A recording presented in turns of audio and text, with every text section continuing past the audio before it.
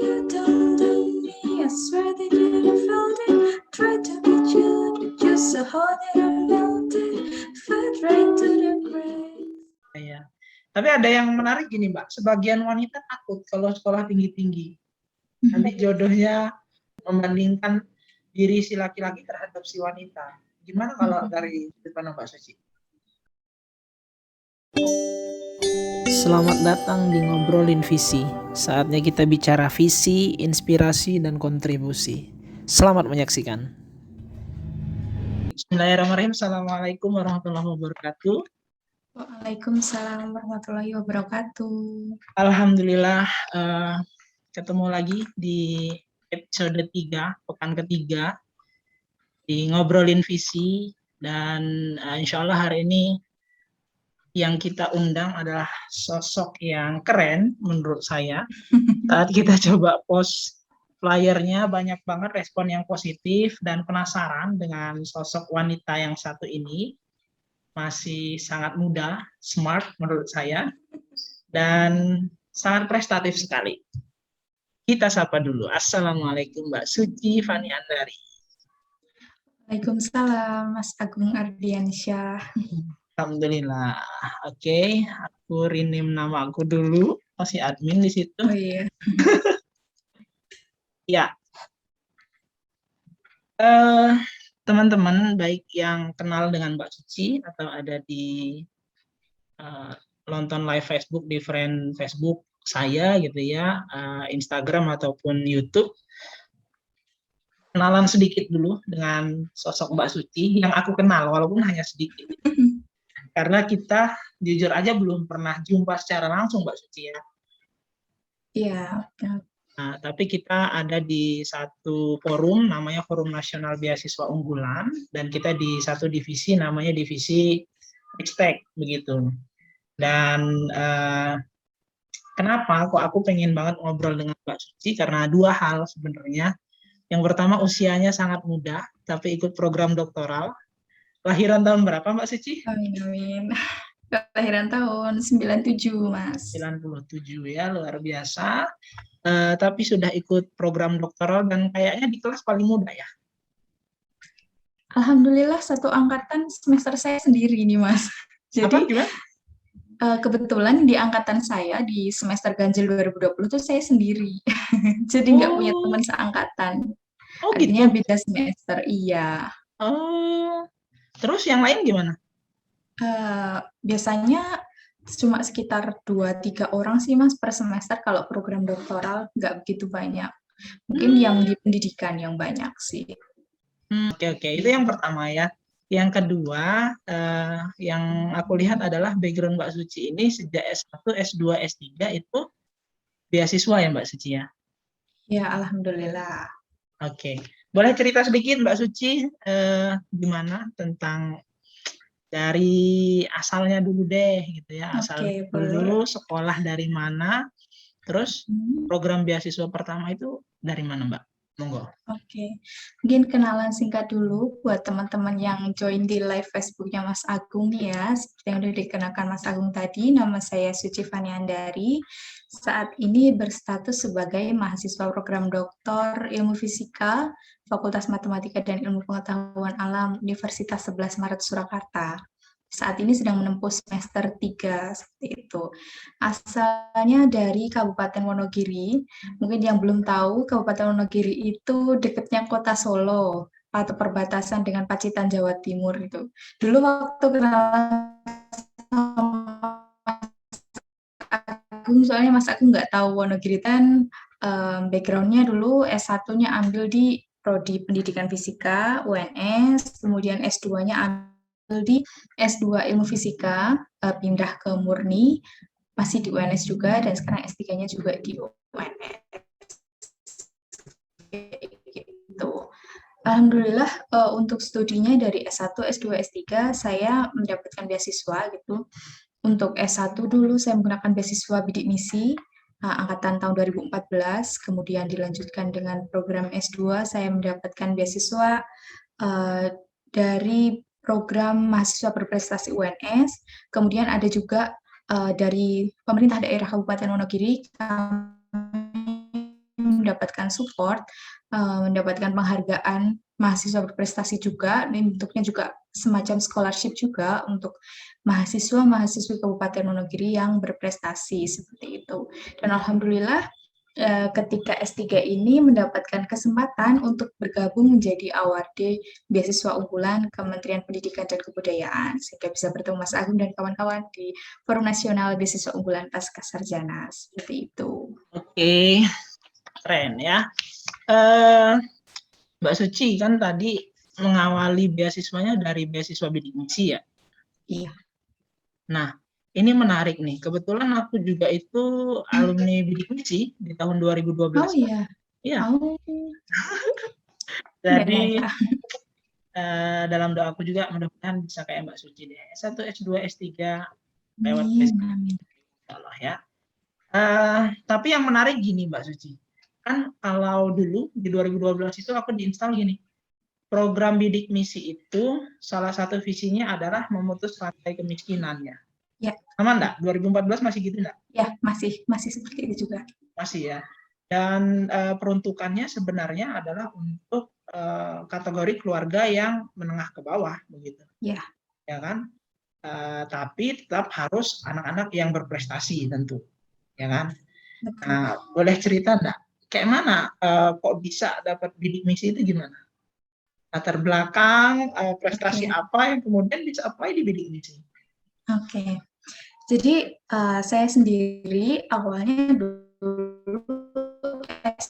SMA-nya bukan di SMA yang dikategorikan kota seperti itu. SMA saya di SMA Negeri 1 Batu Retno. Itu ada SMA di sebuah kecamatan ya, dekatnya Kecamatan Giriwoyo, SMA negeri gitu. Jadi satu-satunya SMA negeri terdekat yaitu SMA Negeri 1 Batu Retno.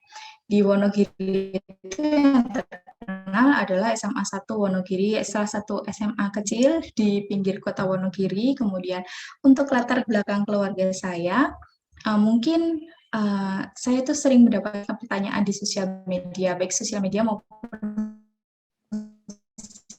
secara langsung. Ada yang bertanya, Mbak Suci kok bisa langsung sampai S3 itu kan, apakah orang tuanya dulu juga pendidikannya tinggi juga kayak gitu. Biasanya kan kalau orang tuanya guru, misalkan ingin anaknya menjadi guru juga kayak gitu. Mungkin ada faktor dari orang tua atau keluarga kayak gitu. Kalau ada yang tanya, jawabannya adalah tidak sama sekali. Jadi seperti background-nya tadi saya mendapatkan beasiswa bidik misi, yaitu beasiswa yang diperuntukkan bagi mahasiswa yang kurang mampu. Ya, kedua orang tua saya bekerja sebagai wira swasta, pedagang hasil bumi di Kecamatan Batu Retno, di Pasar Batu Retno di sana. Kemudian apa ya?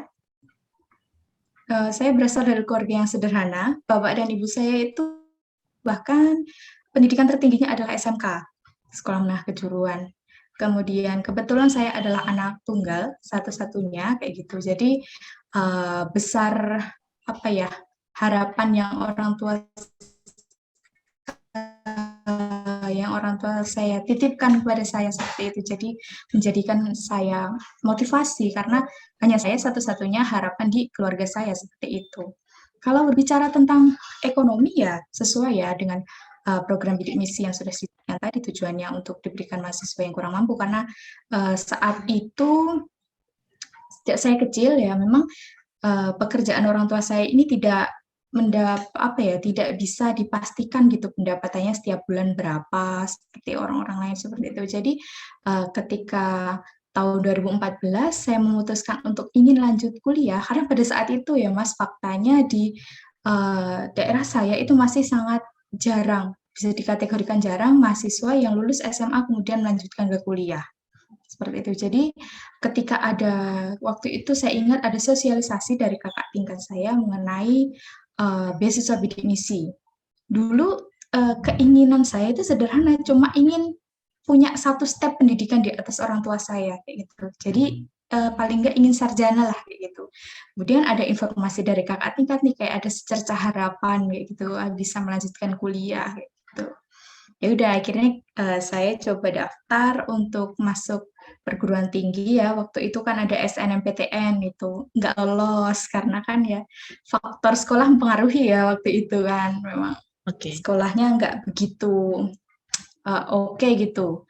Kemudian akhirnya saya tetap mencoba di SBMPTN kayak gitu. Alhamdulillah bisa keterima di SBMPTN dan juga difasilitasi kuliahnya menggunakan beasiswa bidik misi seperti itu. Oke. Eh, Anak tunggal, pejuang pendidikan, berarti sedari S1 merantau gitu ya. Iya. Eh, Sebelum pengen sebenarnya pasti ada prestasi ya sejak SMA, tapi lebih ke nilai dalam keluarga sih. Pasti Oke. ada nilai yang dibangun ya. Maka anak itu punya keinginan yang tinggi untuk melanjutkan studi, terus bisa jaga kepercayaan, itu menurutku bukan sesuatu yang mudah, apalagi untuk seorang wanita anak tunggal. Banyak orang-orang di luar sana yang jangan jauh dari ibu deh, jangan jauh dari ayah. Nah, nilai apa yang ditanamkan di keluarga Mbak Suci, Mbak?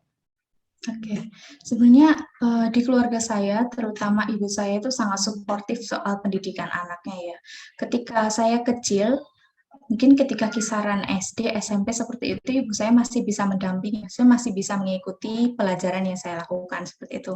Kadang kalau memang ibu saya itu nggak tahu atau nggak paham mendampingi saya dalam belajar, kadang itu ibu cuma nungguin aja, nungguin, melihatin saya belajar kayak gitu. Kadang kasih jajanan kayak gitu, mungkin sebagai bentuk supportnya ya. Kemudian semakin beranjak dewasa seperti itu, ketika saya menjalani perkuliahan dulu ada juga momen ketika stop, nggak bisa apa ya, ketika SMA kan masih berada di rumah kayak gitu, terus tiba-tiba kuliah tinggal sendiri seperti itu. Dulu ada momen ketika saya merasa wah kesulitan nih berjalan dengan ritme seorang diri kayak gitu. Terutama kan kalau anak tunggal, kalau di rumah kan pasti semuanya banyak yang bantu gitu. Bapak, Ibu, kemudian saya juga kebetulan tinggal dengan kakek dan nenek masih kayak gitu kan. Semuanya pasti serba support kayak gitu apa yang saya butuhkan. Kemudian harus hidup sendiri ke dengan kondisi yang saat itu sebagai penerima beasiswa bidik misi ya, memang biaya hidup dijatah istilahnya dari beasiswa bidik misi, jadi nggak bisa yang hura-hura kayak gitu. Uh, Semakin berjalannya waktu, kepercayaan bisa saya dapatkan dari kedua orang tua saya adalah dengan menunjukkan performa saya ketika saya berkuliah. Ketika saya mungkin mengalami masalah sebagai contohnya misalnya mengalami masalah kekurangan dana buat kuliah kayak gitu. Saya mencoba mencari solusi misalkan dengan mengajar les kayak gitu, part time-nya anak kuliahan lah. Dari semester 3 ketika S1 saya sudah mengajar les kayak gitu, bimbel privat seperti itu.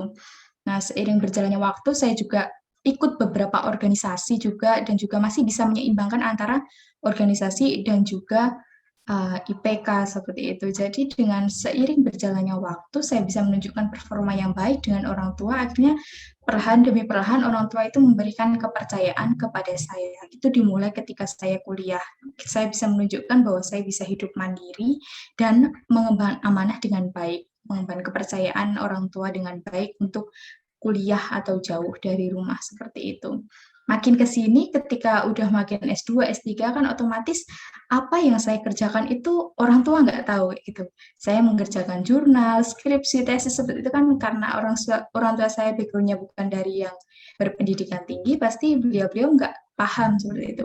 Yang saya lakukan apa? Hanya cerita, sekedar cerita, misalkan ketika pulang weekend cerita, oh minggu depan mau ada acara ini. Dengan cerita tersebut saya yakin, oh pasti orang tua itu akan mendoakan kelancaran, mendoakan kemudahan seperti itu. Nah itulah bagaimana caranya saya membangun apa ya kepercayaan dan juga komunikasi yang baik dengan orang tua seperti itu, karena saya yakin kemudahan-kemudahan yang saya dapatkan selama menjalani S1, S2, S3 ini nggak lepas dari doa beliau-beliau juga, nggak mungkin cuma doa saya saja yang dikabulkan kayak gitu, pasti ada campur tangan dari beliau seperti itu. Aku sepakat sih untuk hal yang disampaikan di akhir tadi ya. Kalau kita mau dapet kelancaran, ya restu orang tua, dukungan orang tua itu satu hal yang penting. Bahkan di program ini pun 3 episode orang tuaku nonton terus. Dan Insya Allah supportnya luar iya, biasa. ya, mereka mensupport, mereka mendoakan, dan salah satu habitsku adalah setiap mau ada kegiatan selalu aku telepon orang tua dan minta doanya. Jadi aku sepakat sih Mbak kalau tadi. Dan ya latar belakang pendidikan jadi nomor 2 di atas doa gitu. Iya, betul. Aha, kalau salah satu kun fayakun yang dari Allah itu kenapa bisa lancar? Salah satunya kalau menurutku pasti sih peran utamanya ayah ibu. Gitu. Salam untuk orang tuanya Mbak Suci. Mereka medsosan Iya, juga nggak? Mas. Facebookan juga nggak, Mbak? Enggak, Mas. Enggak main. Nggak. Enggak main. Ah, tapi alhamdulillah sehat ya semuanya ya. Alhamdulillah sehat semuanya. Mbak Suci sering pulang? Biasanya kalau hari Sabtu, saya pulang, Senin balik. Kalau nggak ada agenda. Tapi kalau ada agenda ya 2 minggu, 3 minggu kayak gitu balik. Emang jarak dari kampus ke rumah dekat, Mbak? Sebenarnya kalau naik kendaraan pribadi mungkin 2 jam lah ya, Mas. Tapi Oh, kalau 2 jam. naik bis biasanya saya 2,5 jam, sekitar 2,5 jam. Oke. Sorry ini virtual background-nya. Ya, oke. Sekarang kita coba. Tadi di kampus ikut apa aja, Mbak Suci? Oke, ini dari S1 ya. Dulu S1 saya dari yang kupu-kupu, kuliah pulang, itu semester 1 sampai 2. Kemudian semester 3 itu baru mulai membuka diri untuk ikut organisasi. Organisasi pertama yang saya ikuti yaitu Himpunan Mahasiswa Prodi waktu itu. Semester 3, kemudian naik lagi, merasa sudah mulai kayak terbuka jalan kayak gitu. Tracknya ini nih kayaknya gitu.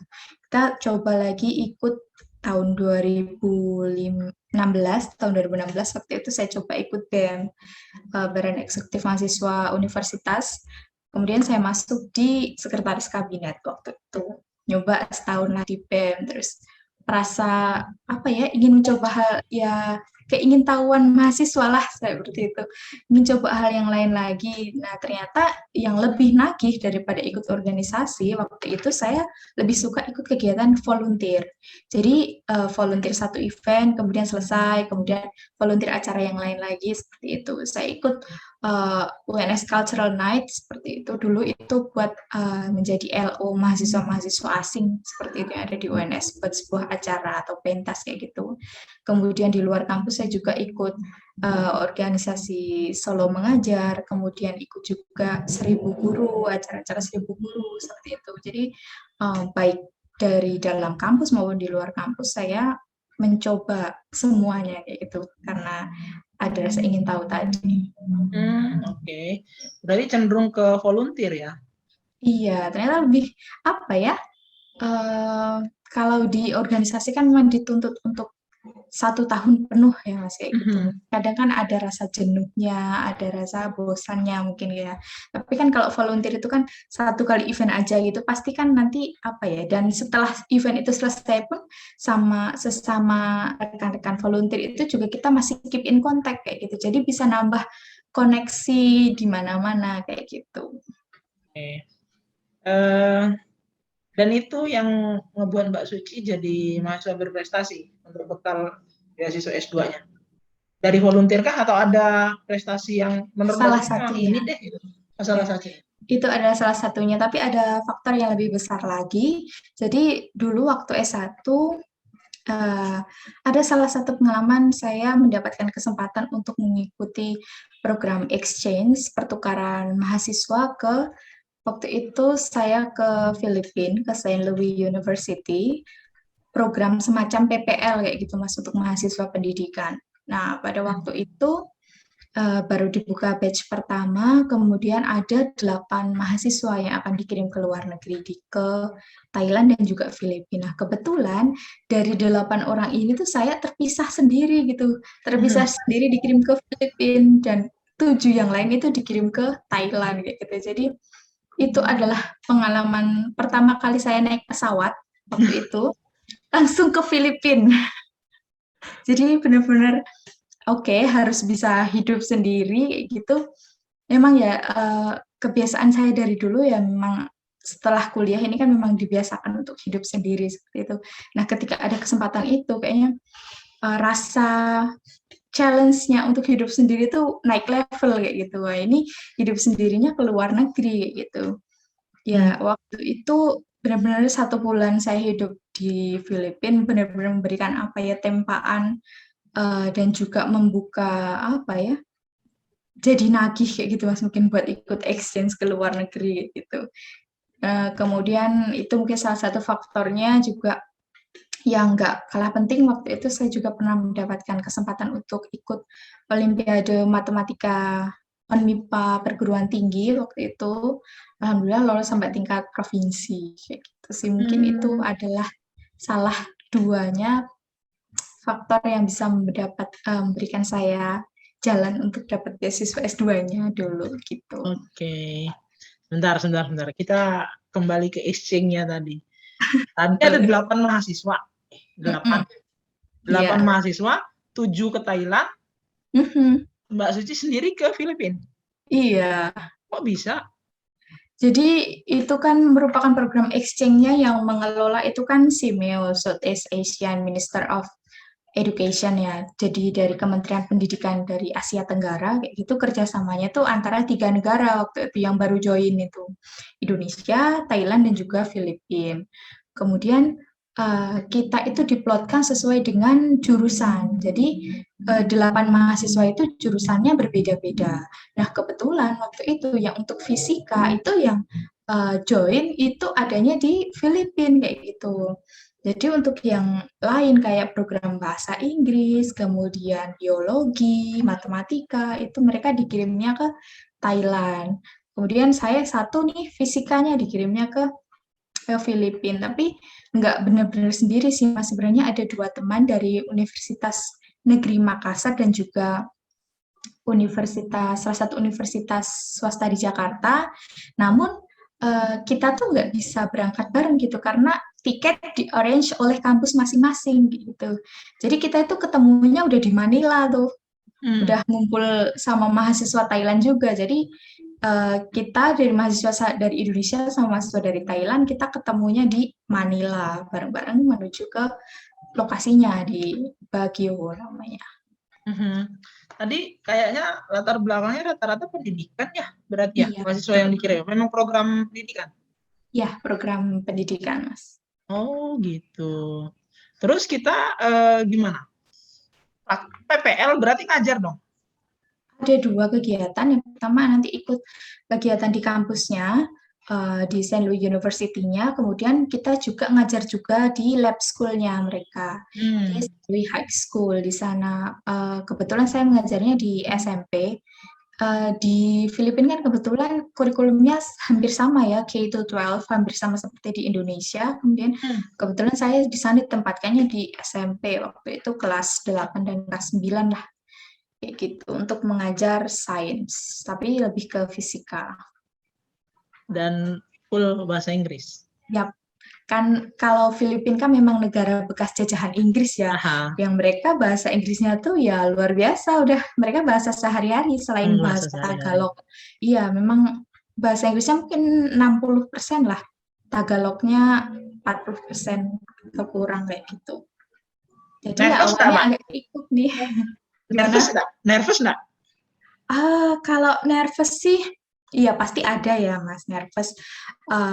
Takut salah ngomong, takut salah mempronounce kan, dilihat murid-murid banyak kayak gitu. Tapi alhamdulillahnya dapat murid yang mereka benar-benar diajarin respect sama gurunya kayak gitu. Jadi kalau yang di luar negeri itu memang mereka nggak tahu ya memang di sekolahnya itu aja atau memang di luar negeri habitnya memang seperti itu kayak gitu. Mereka memang dibiasakan untuk respect kepada gurunya kayak gitu. Oke, respect kepada gurunya gitu ya. Dan udah seperti habits, jadi kebiasaan di lingkungan belajar mereka ya. Apa Mbak yang menonjol kalau menurut Mbak Suci antara mungkin sistem atau budaya pendidikan Filipina Indonesia waktu Mbak Hmm, Suci? kalau mereka itu yang sangat mengena di saya adalah disiplinnya. Kedisiplinannya luar biasa ketika jam masuk itu benar-benar nggak ada mahasiswa yang di luar kayak gitu atau mungkin kenakalan remaja yang biasa kita temui di Indonesia mungkin kadang siswa yang suka nongkrong di kantin ketika jam pelajaran atau kayak gitu-gitu itu di sana itu sudah terbentuk kesadaran kayak gitu jadi guru-gurunya itu nggak perlu bilangin gitu kamu jangan gini gini gini gitu kan mereka sudah terbentuk habit yang teratur seperti itu. Jadi akan lebih meringankan tugas gurunya seperti itu. Hmm. Kayak gitu aja sih Mas.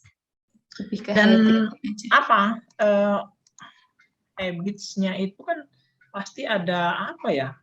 Sebelum habits itu kan mungkin ada belief, ada apa gitu yang ngebuat kok bisa negara ini? Apakah dari lingkungan keluarganya dulu atau memang ada sistem pendidikan karakter yang memang ditanamkan gitu Ya, atau memang budaya mungkin mereka?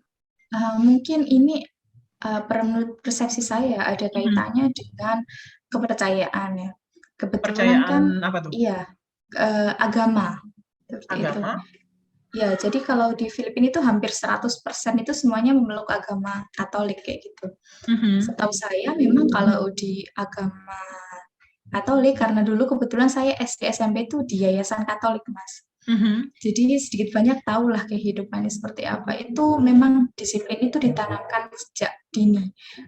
Ketika mereka melakukan peribadatan juga misalnya seperti itu kan yaitu tertib kayak gitu. Setiap hari Minggu mereka ada kegiatan. Kemudian banyaklah kegiatan aktivitas-aktivitas yang menanamkan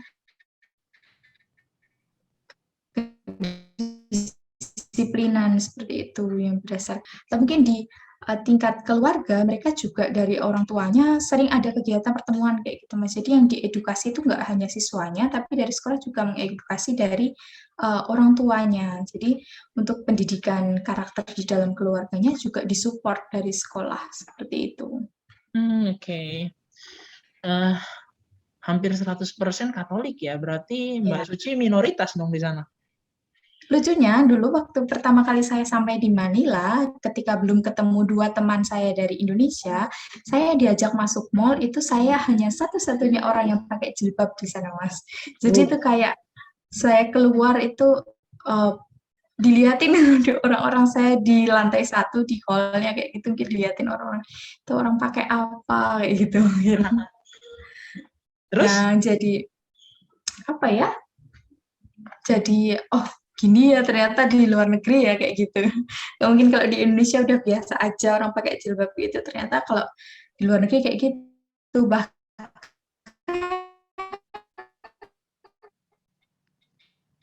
di imigrasinya pun berkas-berkasnya aja kayak gitu.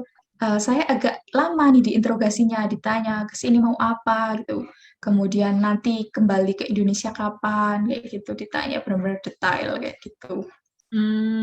Oke, oke, oke. Ih, apa enggak ini, Mbak? Apa enggak apa namanya ya? Kaget, shock, terus Gak makan juga susah Mas di sana. oh gitu. Jadi Iya, mayoritas ini ya. ya yang menurut kita haram Pork, artinya banyak ya. di sana.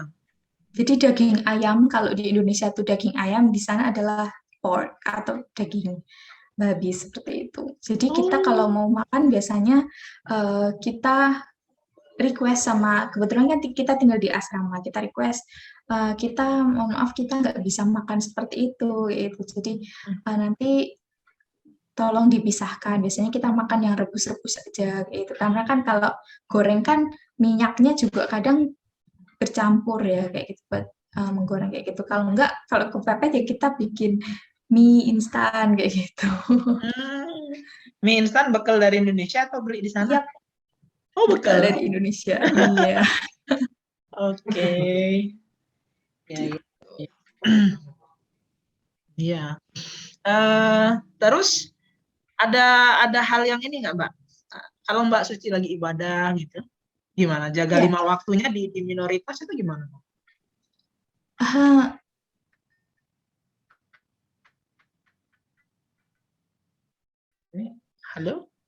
koneksiku atau Di dorm tempat asrama kita tinggal tuh kebetulan yang nggak bisa kita sholat kalau ada itunya kayak gitu ya. Jadi kita harus ngecek lah, baik di sekolahan maupun di asrama itu kan memang punyanya orang yang non Islam kayak gitu. Kita harus cek ada nggak tempat-tempat atau tanda-tanda kayak gitu gitu kita singkirin dulu buat kita sholat gitu. Kadang ya kalau kepepet nggak ada tempat sholat gitu di sekolah, kita kadang nunggu sampai balik lagi ke dorm. Nah, kebetulan dulu tuh kalau di sana tuh masuk sekolahnya udah 5 hari. Ketika di Indonesia dulu masih masuk 6 hari, mereka udah 5 hari tuh. Kita jadi ngajarnya sampai sore-sore, sekitar jam 5 sore kayak gitu. Jadi memang Mm-mm. benar-benar apa ya? Kadang tuh sholat asar hampir masuk maghrib kayak gitu. Belar-belar. Ya gitulah. Nggak ada azan itu mas 1 bulan kita di Iya, sana. oh iya, pasti itu. Terus waktu ibadah ada yang bertanya nggak dari sana? Atau Kebetulan kita mereka kan ngerti? Apa? bertiga, Mas. Kita kan bertiga Mm-mm. dari Indonesia, perempuan semua. Jadi kita kayak ganti-gantian gitu. Ini Oh, kamu sholat dulu nih, nanti kita yang jaga di luar, kayak gitu istilahnya. Tapi mereka paham kok, menghargai ini. eh, kalau yang Mbak Suci lihat, faktor utama ya, makanya Mbak Suci sebut di awal tadi, faktor agama kan. Dan mayoritas hampir 100% Katolik. Gitu. Dan kalau kita bicara Muslim, Islam, kurasa kedisiplinan itu sudah sangat ditanamkan ya, mulai dari kebiasaan sholat 5 waktu gitu ya. Terus ajaran tentang agama di keluarga menurutku ya sudah sangat utuh gitu ya. Tapi kenapa ya kok kita mayoritas di Indonesia masih molor, nggak on time, terus nggak respect tadi ke guru, ada yang kurang ajar ke guru. Kenapa Mbak? Kalau dari sisi Mbak Suci, menurut Mbak Suci? Apa ya, mungkin uh, sudah menjadi habit yang negatif kayak gitu ya. Untuk mengubah sebuah habit kan memang nggak bisa dalam waktu yang cepat kayak gitu ya Mas. Ya,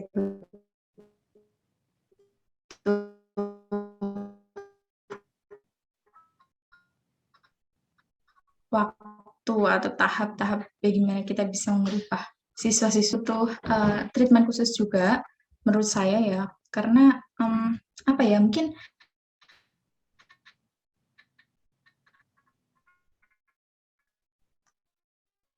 yang saya rasakan dulu karena itu mungkin ya mungkin kalau dalam yang kita sebagai orang yang muslim karena kan jumlah kita juga banyak kayak gitu ya mungkin untuk mengendalikan orang yang banyak itu kadang cukup sulit kayak gitu. Tapi ya itulah mungkin tantangan bagi kita pengajar, bagaimana kita bisa mengubah habit tersebut. Dan start dari diri kita ya. Iya, betul. Kalau nanti ada yang menyaksikan di luar sana, baik itu guru ataupun pelajar, kalau aku sih hal-hal yang begini jadi tamparan ya Mbak Suci ya. Aduh, kok begitu ya gitu kita. Harusnya kita, tapi tetap aku yakin yang salah adalah kita, bukan agamanya gitu ya. Dan mayoritas habits ini ya harus diperbaiki bareng-bareng, nggak bisa. Lebih ke individu. Iya. Benar-benar. Oke, 1 bulan di Filipina gitu ya, terus itu kali pertama naik pesawat. Iya, betul. Oh, tapi memang nggak ada study tour ya kalau di ini ya, S1 ya? Nggak ada itu, Mas. Kalau aku kali pertama nyebrang, itu dulu waktu SMA ada study tour ke Jawa, nggak bisa ikutan, terus waktu kuliah baru bisa ke Jogja. Oke. Oh, ada kalau study tour waktu SMA juga. Waktu itu saya ke Bali, tapi juga perjalanan darat aja sih, Mas. Nah, oke. Terus akhirnya 1 bulan, itu di semester berapa Mbak Suci? Semester 6. Semester 6? Iya. Semester 6, kembali ke Indonesia, berapa semester untuk beres studi S1-nya? 3 tahun 10 bulan. Oh, hampir Ya, 4 hampir tahun full. juga ya. Hampir full Iya. juga ya. Masuk 2014, Ya, lulus 2014. 2018. Ya, Terus dapat beasiswa mahasiswa berprestasi untuk yang S2 dari pemerintah dari Kabupaten UNS. Wonogiri. Pertama itu dari UNS dulu, Mas, buat lanjutnya. Oh gitu. Jadi fasilitasi UNS langsung ke Iya. S2-nya gitu ya. Iya, itu cuma fasilitas untuk bebas UKT aja selama S2. Selama S2 bebas UKT. Iya, tapi dengan syarat nanti harus menghasilkan satu jurnal terindeks Scopus. Dengan syarat nanti artinya kita proses dulu atau Ya, sudah. selama S2. Oh gitu. Jadi Tapi kalau syarat itu belum bisa sidang. ya. Tapi syarat untuk pintu masuk pertamanya artinya kan ada banyak mahasiswa S1. Satu angkatan Ya, berapa tuh? satu angkatan dulu 42 orang. 42 orang yang berpeluang untuk dapat beasiswa serupa. Beasiswa ini dibuka untuk semua yang memiliki IPK cum laude. Oh, Jadi cum yang laude. sudah memenuhi IPK-nya kemudian melengkapi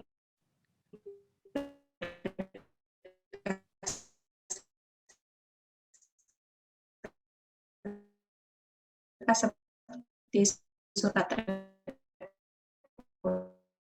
rekomendasi, kemudian rencana studi, semacam itu. Oke.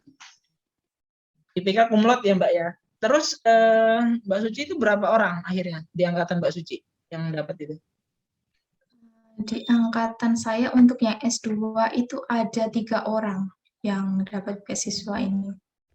Ada Satu 3 angkatan. orang, satu Iya. angkatan. Dan itu alih ke kan mulanya pendidikan fisika ke Iya. fisika murni MSI. Iya. Kenapa hijrah Indah ke nih. murni? Karena dulu kan memang awalnya ketika mau kuliah itu pendidikan fisika bukan pilihan pertama saya, Mas. Pilihan pertama saya itu dulu pengennya ke pendidikan matematika kayak gitu.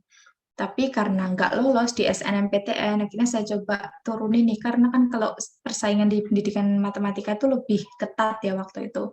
Akhirnya saya turunin ke pendidikan fisika, dan alhamdulillah keterima di pendidikan fisika. Seiring berjalannya perkuliahan, itu saya merasa kalau di pendidikan fisika kan berarti kita mempelajari tentang fisikanya, dan juga kita mempelajari pendidikannya, tentang media pelajaran, evaluasi pembelajaran, dan lain sebagainya. Nah, dengan keberjalanannya itu saya merasa kalau di bidang fisikanya itu saya merasa lebih paham kayak gitu. Untuk mempelajari fisika matematika, fisika kuantum, fisika dasar seperti itu, saya merasa saya lebih mudah memahami daripada untuk membuat media pembelajaran, kemudian membuat evaluasi pembelajaran semacam itu. Nah, makin kesini kok saya makin suka ke bidang fisikanya aja nih gitu.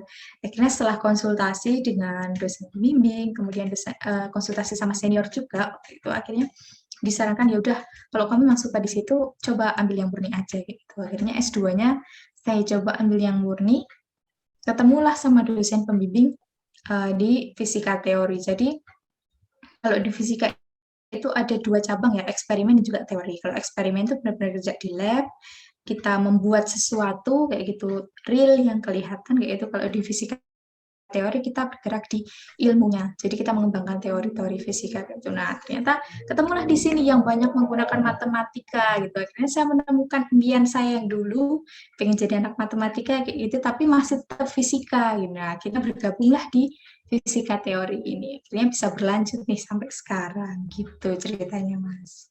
Aku punya challenge untuk anak fisika. Apa nih, Mas? Para Oh, itu ya pendulum ya. Nah, Iya. secara teori ini apa? Gimana? Ini cara kerjanya gimana? Itu pakai hukum Newton nih, Mas. Hukum Newton. Terus? Iya. Ketika dia nggak ada gaya lain yang mempengaruhi, maka itu sebenarnya akan bergerak terus saja, Mas. Ketika dia ditaruh di ruang hampa ya, pendulum itu kalau satu digerakin, dia bakalan menggerakkan pendulum-pendulum yang lain. Ketika nggak ada gaya luar yang mempengaruhi, maka pendulum itu akan cenderung bergerak terus kayak gitu, terus menerus, nggak bakal berhenti. Oke, aku yakin pasti sih kalau Mbak Suci ngomongin teorinya ini ya. Sekarang aku mau Betul. minta menurut Mbak Suci hikmahnya kalau dalam kehidupan nyata gitu ya, apa yang bisa kita pelajari? Tentang pendulum itu nih ya, Ya, harus tentang jadi pendulum ini. filsafat ini. Ya, apa? Apa nih ya? Ketika kita kalau berdasarkan hukum Newton ya, sigma F sama dengan nol. Ketika tidak ada gaya luar yang pengaruhi, benda yang bergerak akan tetap bergerak, dan benda yang diam akan tetap diam kayak gitu. Atau resultan gayanya nol.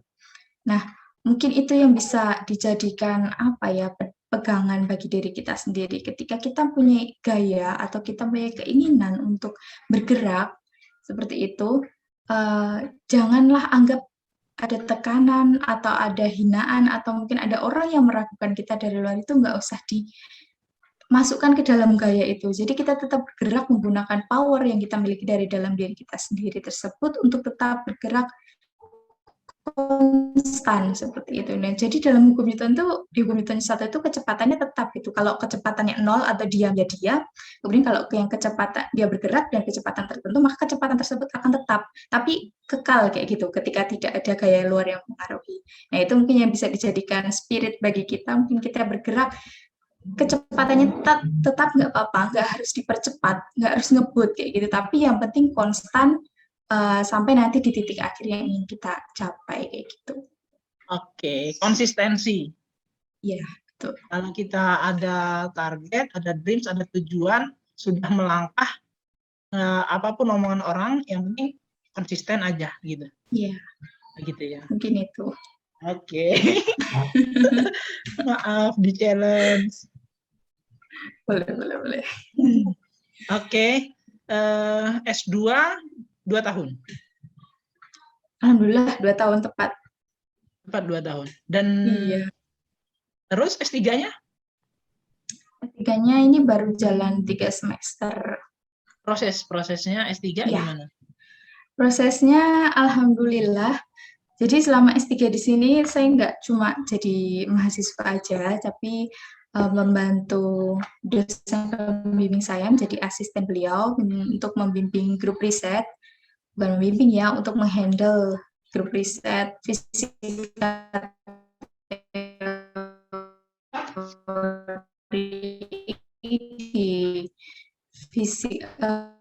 di Fakultas Matematika dan Ilmu Pengetahuan Alam UNS. Jadi selain di semester 1 dan 2 kemarin, saya juga mengikuti penelitian dan juga mengurus hibah-hibah penelitian untuk grup riset fisika teori nih Mas, kayak gitu. Jadi kayak cuma kuliah aja. Aha, sibuk banget berarti Mbak Suci ya? Ya, alhamdulillah. Tapi dari kesibukan ini jadi nggak perlu nyari apa ya, serabutan kayak dulu lagi. Cukup megang satu ini aja, udah pusing. Oke. Ya, nanti aku mau bahas deh soal kesibukan Mbak Suci dan gimana manajemen stres Mbak Suci. Itu pasti dirasa tuh ya, apalagi untuk mahasiswa doktoral. Aku di magister aja berasa loh. Riset, nulis, penelitian itu berasa gitu. Tapi aku penasaran sebenarnya, dan mungkin teman-teman di luar sana juga penasaran, proses dari setelah Mbak Suci lulus S2 sampai akhirnya dapat tiket S3 itu gimana? Ada tabungan, terus daftar S3, karena BU kan harus ada LOE ya. Artinya kita lulus dulu tuh. Nah, itu gimana? Oke, jadi waktu itu karena S2 saya itu juga belum bekerja tetap ya, waktu itu saya masih bekerja sebagai mahasiswa biasa, kemudian dengan freelance tadi masih ngajar olimpiade, ngajar les privat, dan lain sebagainya, dan itu apa ya, ibaratnya cuma cukup buat hidup lah, kayak gitu, nggak bisa buat savings untuk pendidikan. Nah, ketika saya lulus bulan Agustus tahun 2020. Saya belum ada rencana buat langsung lanjut S3 waktu itu, Mas. Jadi, rencana saya mau gap year dulu, karena kan tahu untuk S3 itu kan UKT-nya banyak ya, kayak gitu, nggak seperti S1, S2. Kemudian, saya belum punya nih savings buat biaya pendidikan seperti itu. Nah, kebetulan waktu itu saya sama dosen pembimbing saya ini ada obrolan, ditawarin sama beliau, Mbak, kamu mau lanjut apa enggak gitu. Saya bilang, sepertinya belum kok, saya mau gap year dulu gitu, untuk mempersiapkan secara finansial dan lain sebagainya gitu. Nah, akhirnya kelewatlah pendaftaran S3 waktu itu, gelombang periode pertama waktu itu. Nah, saya sempat mikir untuk coba cari-cari, sebenarnya pengennya waktu itu cobalah nanti mau daftar LPDP buat daftar S3 ke luar negeri lah, kayak istilahnya kayak gitu, pengen, nah ada keinginan kayak gitu. Tapi setelah saya bicarakan dengan kedua orang tua ya bilang iya, tapi masih agak gimana gitu, kayaknya iyanya tuh belum 100% kayak gitu. Wah, ini kayaknya belum 100% lampu hijau nih dari keluarga gitu kan. Akhirnya ditawarin lagi nih sama profesornya, Mbak, ini mau ada bukaan gelombang 2 loh buat periode ini, kamu mau lanjut ya, nanti kamu bantu-bantu gitu, biasanya bantu-bantu dosen pembimbing saya. Kebetulan dosen pembimbing saya ini suami istri, beliau ini sudah guru besar semua di program studi fisika gitu. Dan akhirnya setelah mungkin melihat performa saya ketika S2 gitu, beliau memberikan saya kepercayaan. Waktu itu kita dijanji gitu, nanti kamu S3 saya bayarin nggak apa-apa, tapi kamu nanti bantu-bantu saya gitu.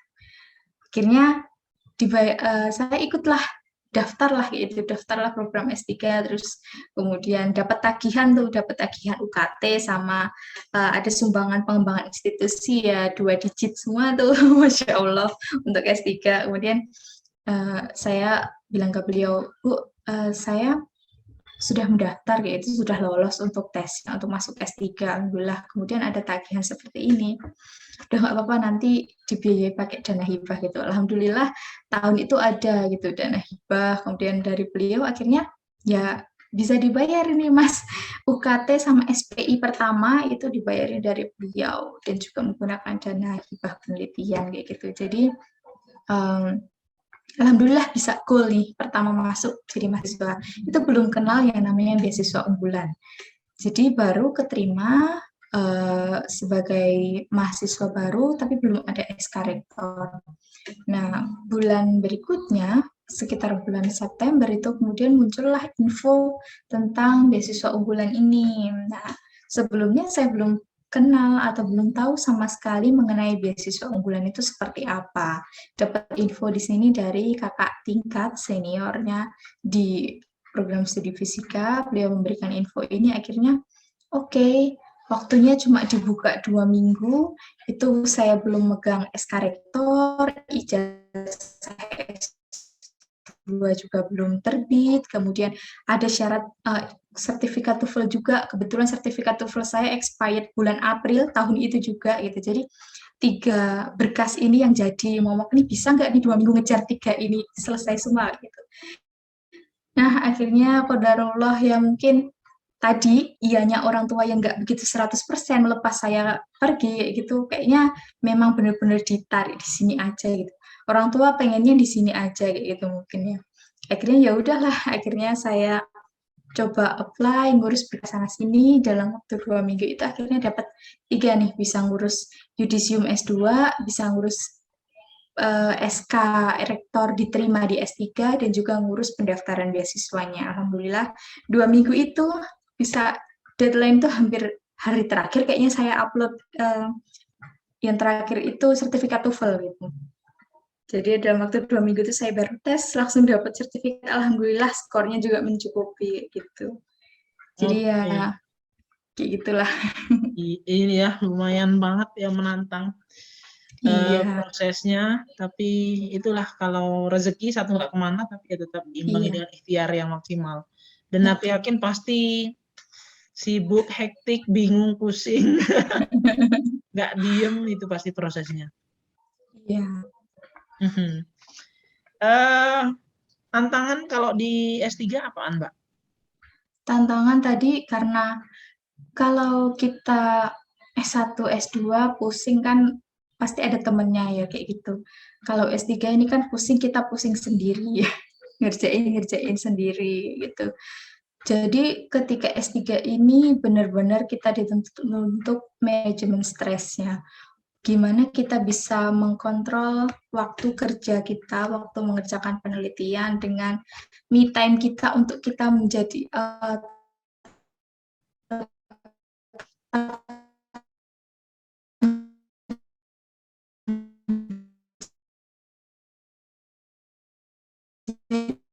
orang yang normal kayak gitu. Mungkin kan kadang kalau tidur itu bisa sampai mimpi ngerjain mimpi ngerjain karena yang saya kerjakan persamaan matematis kayak gitu. Mimpi itu bisa kayak otak saya masih bekerja kayak gitu. Jadi nggak bisa benar-benar turn off kayak gitu. Nah, mungkin kadang buat mengeremkan dulu saya mainnya ke hobi sih, hobinya ke musik gitu. Nah, itu buat cara mengalihkan dari mode on running ngerjain paper dan lain sebagainya itu untuk beralih ke mode istirahat kayak gitu sih. Jadi cara saya memanage-nya kayak gitu. Kemudian untuk tantangan yang lain mungkin uh, bagaimana bisa membangun apa ya riset sih, menulis riset yang lebih contented daripada yang S2 dulu. Mungkin kan ketika kita sudah S3 itu udah tahu standar-standar yang harus dipenuhi itu seperti apa. Ketika dulu mengejar jurnal itu cuma buat terbit agar kita bisa cepat sidang aja kayak gitu. Tapi ketika S3 di sini kita benar-benar dituntut untuk bagaimana konten dari jurnal tersebut, keterbaruannya bagaimana, kemudian untuk apa ya, jadi semakin kesini itu semakin tahu skop riset kita yang kecil ini, tapi kita bisa mengembangkan untuk keterbaruan berikutnya gitu. Mempelajari bagaimana bisa mendampingi rekan-rekan S1, S2 yang juga menjadi anggota grup riset supaya bisa berkembang atau belajar. Oke. Aku mau kasih challenge yang kedua. Apa nih? Kalau ngomongin riset, aku yakin orang-orang di luar sana, oh Mbak Suci ini pasti yang berkutat dengan tulisan gitu ya. Tapi aku tertarik dengan me time-nya. Halo? Didengar? Iya, terdengar Mas. Oke. Aku tertarik dengan me time-nya dan musik. Ya, me time-nya Mbak Suci itu main musik. Mbak Suci bisa main apa aja? Alat musik yang bisa nih, yang biasa dimainin itu ada piano, gitar, sama ukulele. Yang ada di kamar kos tuh 3 itu. Piano, gitar, ukulele. Iya. Hampir 1 jam kita minta Mbak Suci memainkan satu me time-nya. Udah susah tuh Mas. Hah? Kenapa? Harus setting tempat dulu soalnya. Oh iya. Kan kamar kosnya kecil nih. Jadi kalau mau main tuh di setting tempat dulu biasanya. Ini laptop ya?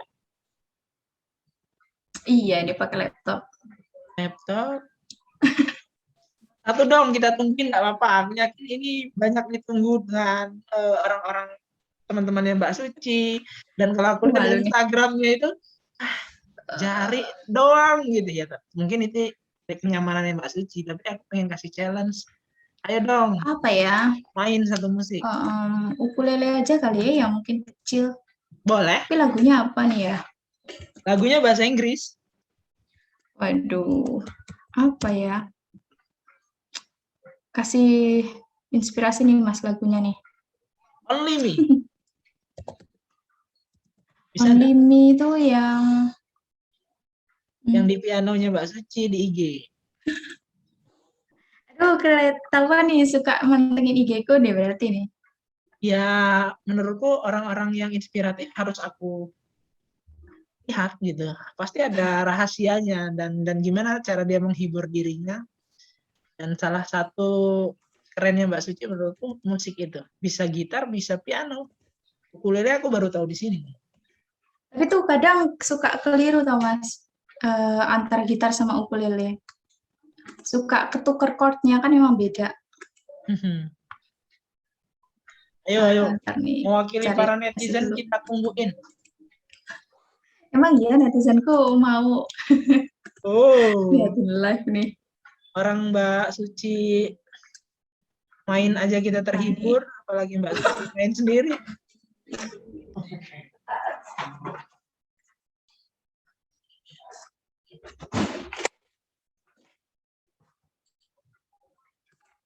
Oke, benar-benar ya ini challenge ya. ya, Mbak Suci akan memainkan Aduh, ini kita jangan ini. diketawain nih. Biasanya kan yang diupload tuh chordnya dipilih dulu.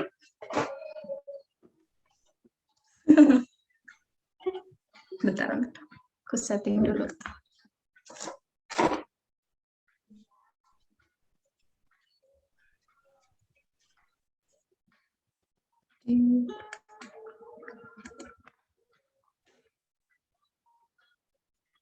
Ini aku stem dulu nih Mas, lama nggak dipakai.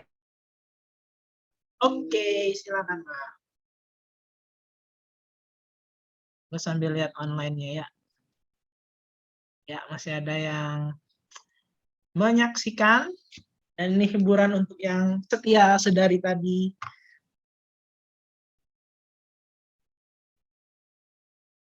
Termute Mbak, masih di mute. Berapa orang nih yang nonton? Malu nih aku jadinya. Ayo, jangan dikasih tahu biar Mbak Suci optimal. Ini lagunya itu aja ya. Apa tuh? Jason Mraz, I'm Yours. Judulnya. Oke.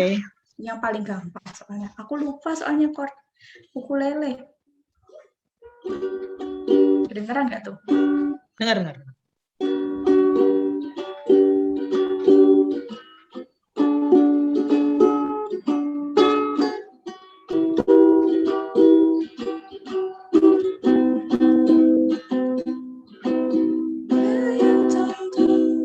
Bentar lupa. You don't do me, I swear that you felt it. Tried to beat you, but you're so hot that I melted. Fell right to the cracks. No one tried to get back before the cold drum. Nah, lupa tuh kan. Lupa nih apa nih yang kedua. Ya gitulah Mas pokoknya. Oke. Malu nih aku. Iya, iya, iya, iya, iya. Gitu. Sebenarnya aku tapi nggak ngabarin sih ya. Tapi aku berharapnya bisa main piano. Jadi aku tembak tadi langsung digeser Oh ini laptopnya kalau gitu. piano benar-benar harus setting nih Mas. Oh gitu ya. Butuh Soalnya waktu gede. ya. Iya. Wah ini nggak ada briefing nih langsung disuruh main. Tapi kalau main musik gimana Mbak? Langsung refresh? Nggak juga sih. Bukan refresh sih Mas. Lebih untuk menghentikan otak buat bekerja. Kalau aku sih ya. Aha, Gitu. Jadi biar mulai agak ngerem gitu. biar agak ngerem ya. Terus nanti dilanjut lagi. Jadi Enggak, tidur Mas. oh Tidur. tidur.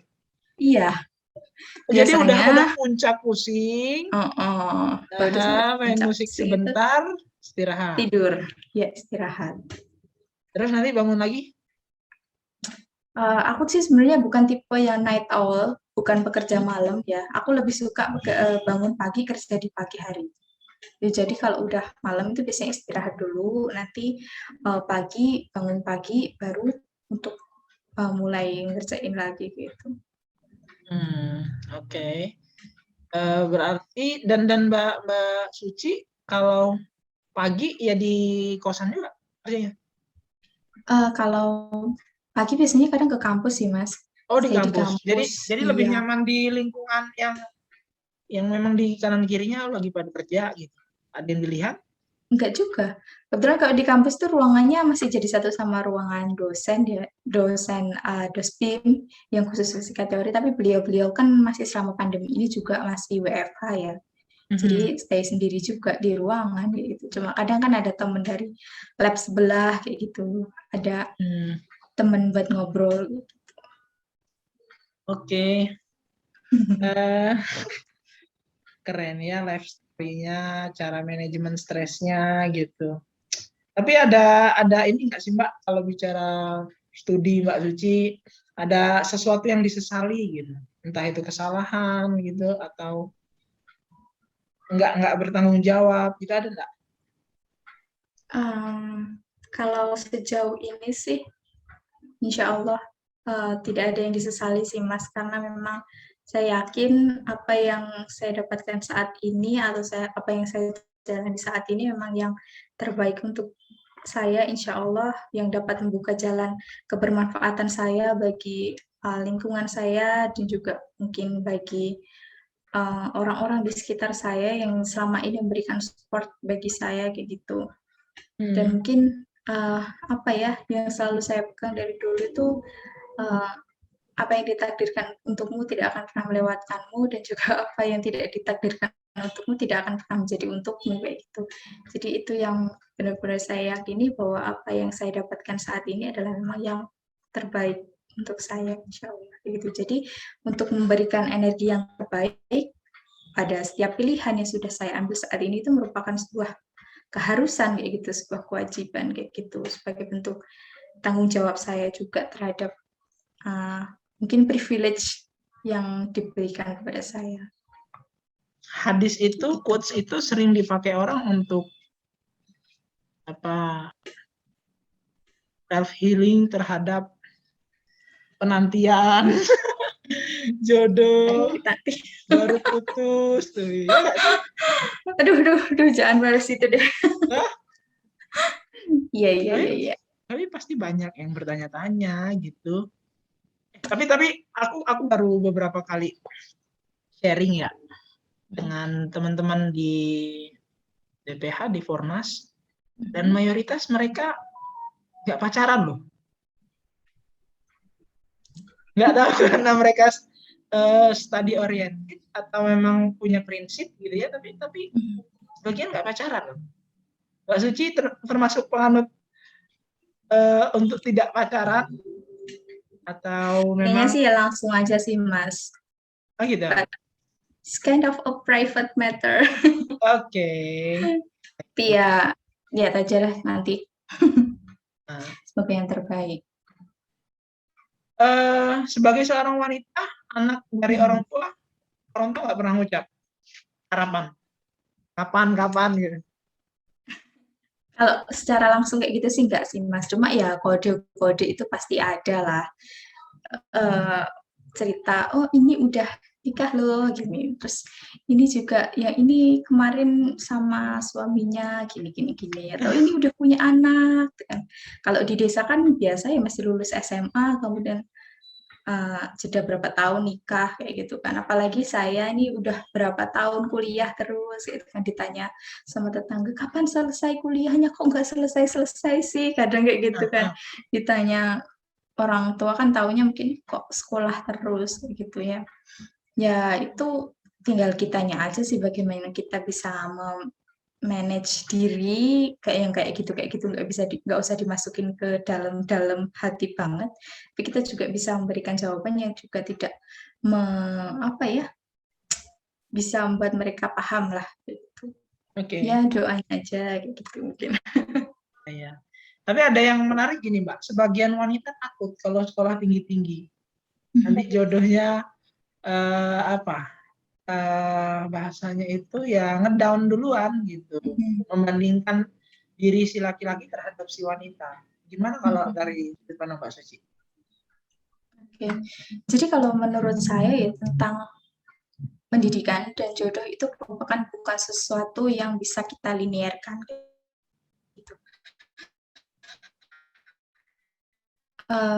Pendidikan adalah pure, wanita tuh nggak ada salahnya wanita yang berpendidikan tinggi. Misalkan kalau ada orang bilang, kenapa sih wanita harus sekolah tinggi-tinggi gitu, walaupun nanti ujung-ujungnya bakalan jadi ibu rumah tangga juga kayak gitu. Tidak ada yang salah dengan wanita dengan berpendidikan yang tinggi.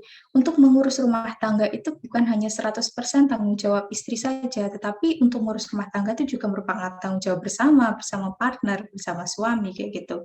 Jadi perempuan itu juga memiliki pilihan dan perempuan itu juga boleh memilih pilihan tersebut.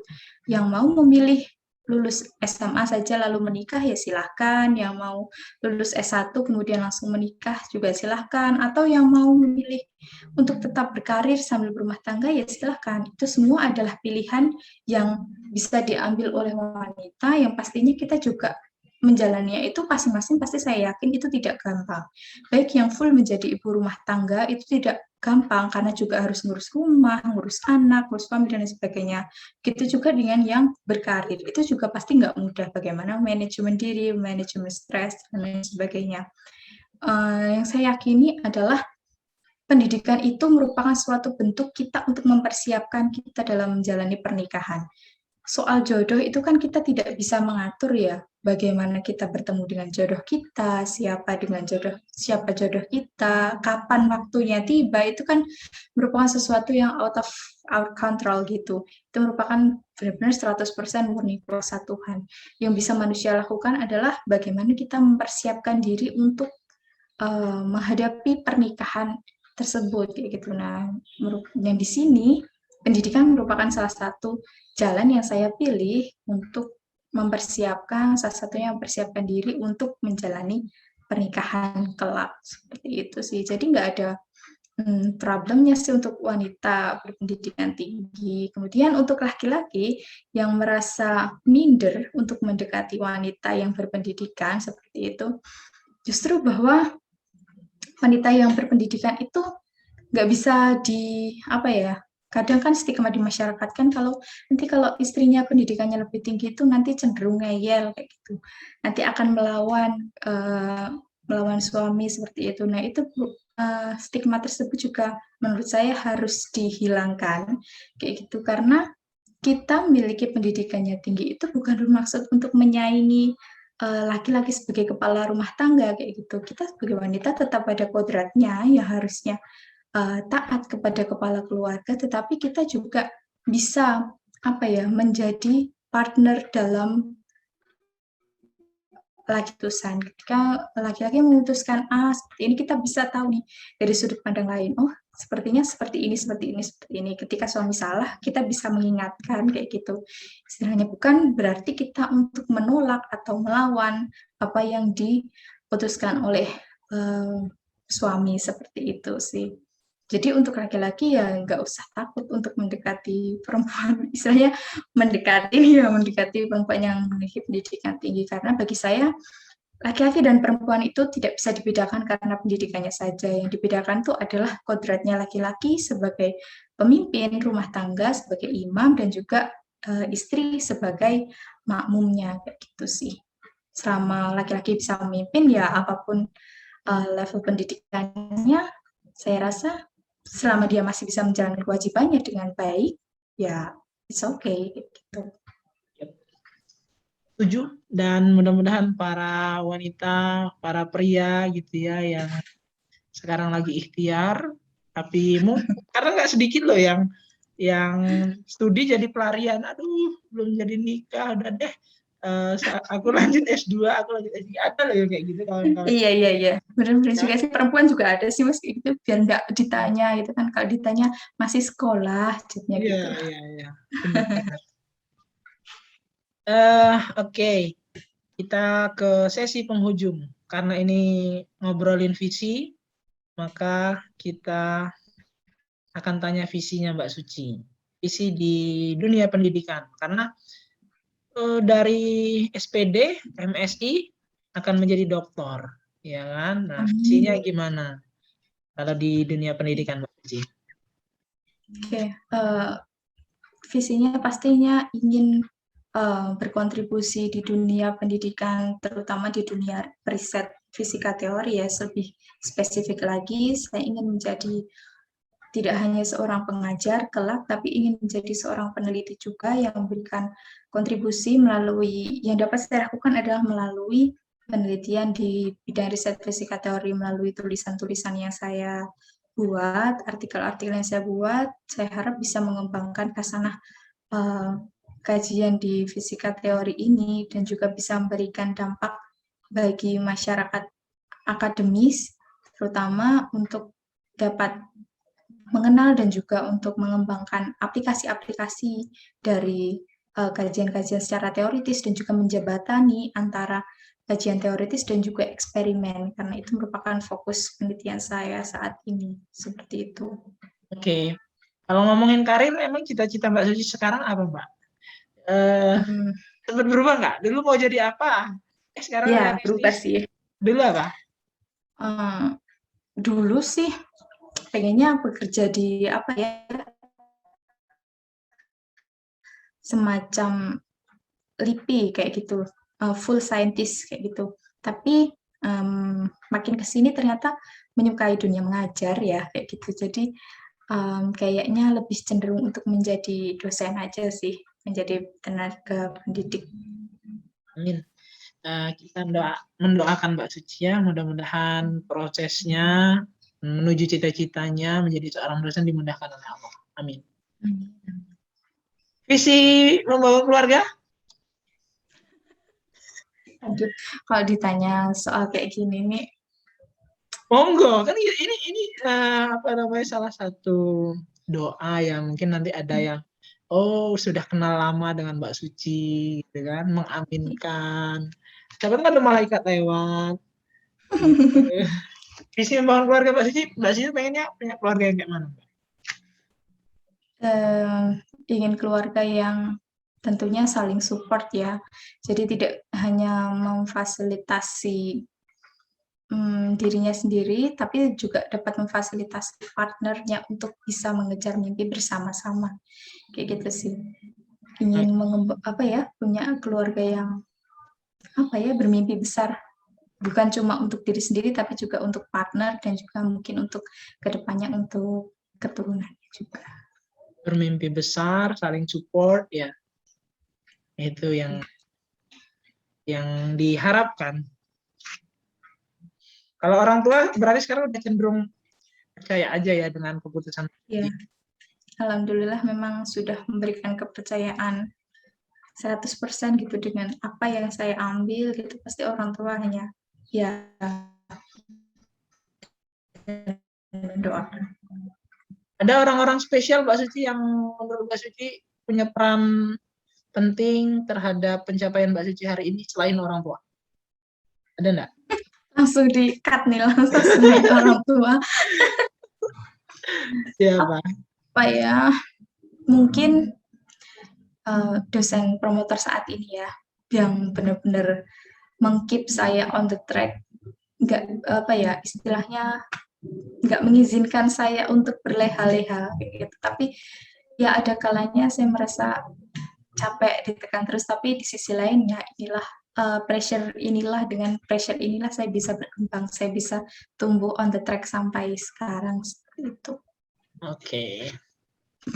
Eh, ini kayak ini ya, tapi aku yakin di luar sana banyak juga Mbak yang pengen ada di posisi Mbak Suci, dan aku yakin mereka eh, dan Mbak ada bahasa Sawang Sinawang ya.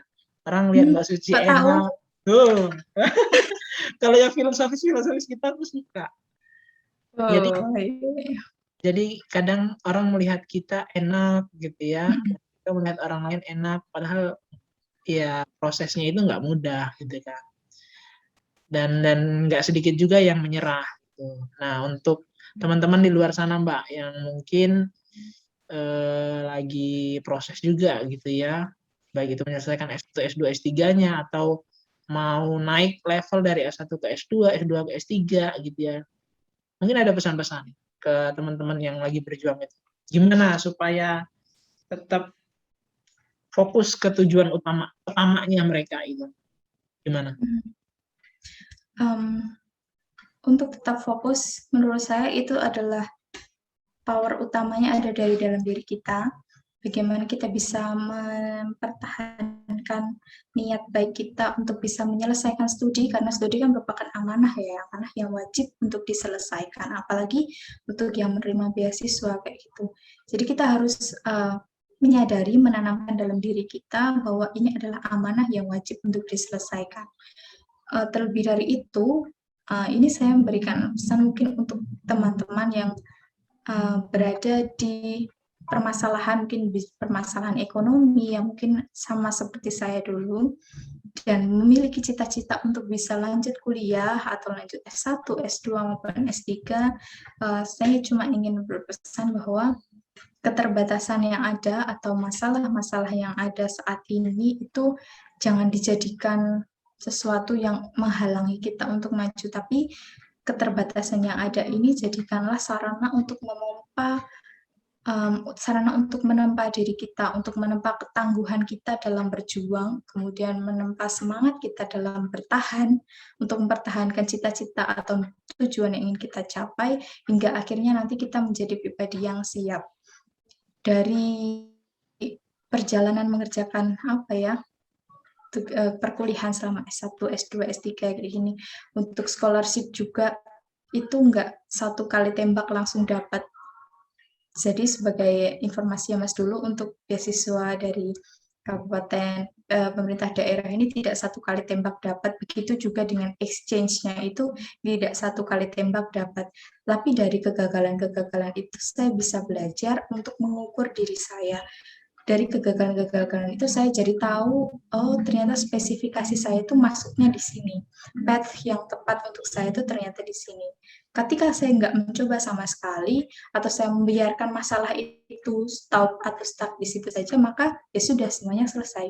Tapi ketika saya mencoba, gagal, itu saya bisa tahu peta diri saya itu seperti apa. Maka ketika ada kesempatan, pesan saya adalah manfaatkan kesempatan itu dengan sebaik-baiknya, karena bisa jadi kesempatan itu tidak akan datang dalam waktu yang dekat, atau bahkan malah kesempatan itu tidak akan datang kedua kalinya. Jadi manfaatkan apapun itu, kesempatan yang ada dengan sebaik-baiknya.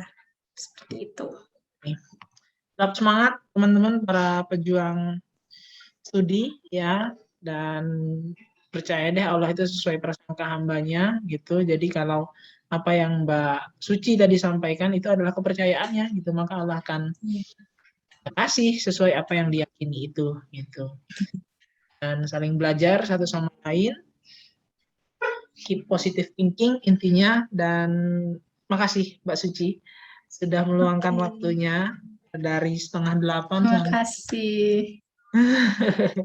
keren ya. Gak kerasa sih tapi Mas. Nggak kerasa. Iya. Karena ini ngomongin ini sih ya, experience, kemudian harapan, dan apa yang sudah dilalui. Kenapa aku bangun program ini juga? Menurutku orang-orang yang aku undang adalah sosok-sosok yang inspiratif dan mungkin dibutuhkan banyak orang untuk didengar. Gitu. Amin. Ya, makasih banyak ya Mbak Suci ya. Sudah 60, ini 50, berarti 100 menit. Nggak kerasa. Mudah-mudahan Mbak Suci selalu lancar studinya. Harapannya tadi menjadi dosen dimudahkan. Amin ya Allah.